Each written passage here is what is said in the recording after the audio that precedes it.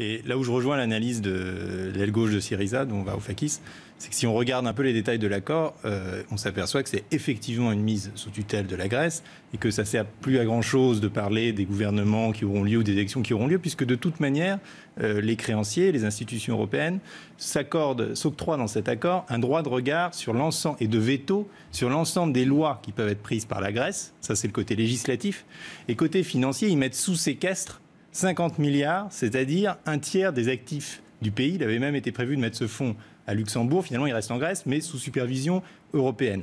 Donc, de toute façon, ce qui est vrai, c'est qu'après ce vote, on se fiche complètement de ce qui va se passer sur la scène politique grecque, puisque ce sont les créanciers qui feront les lois de la Grèce. Et de mon point de vue, les réformes qu'on leur demande ne sont pas en soi idiotes. Elles sont même plutôt bonnes. C'est d'ailleurs des réformes qu'on devrait faire en France.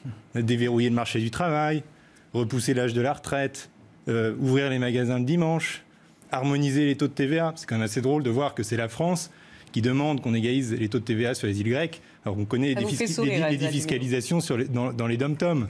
Je rappelle que les dépenses publiques grecques ont augmenté beaucoup plus vite que les dépenses publiques françaises.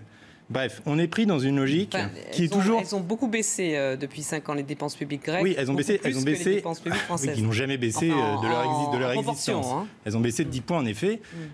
Et la Grèce a déjà connu un ajustement assez fort.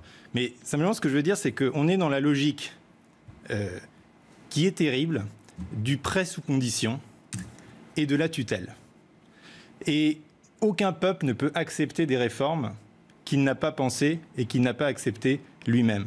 C'est pour ça qu'au lieu de faire des dons conditionnels, mais ça vaut pour les individus comme ça vaut pour les pays, c'est du paternalisme à l'état pur. Au lieu de faire des dons conditionnels, on aurait dû leur permettre de restructurer leurs dettes. Une fois qu'ils ont restructuré, ils restent sous la pression des marchés. Et ces mesures qui sont des bonnes mesures, ils seraient venus eux-mêmes à les prendre. Alors qu'aujourd'hui, ils les rejetteront simplement parce que ça vient de l'extérieur. Et c'est bien logique. Et on ne peut pas leur en vouloir. On ne fait pas le bien des gens contre eux-mêmes. Elsa Di Meo, on ne vous a pas entendu.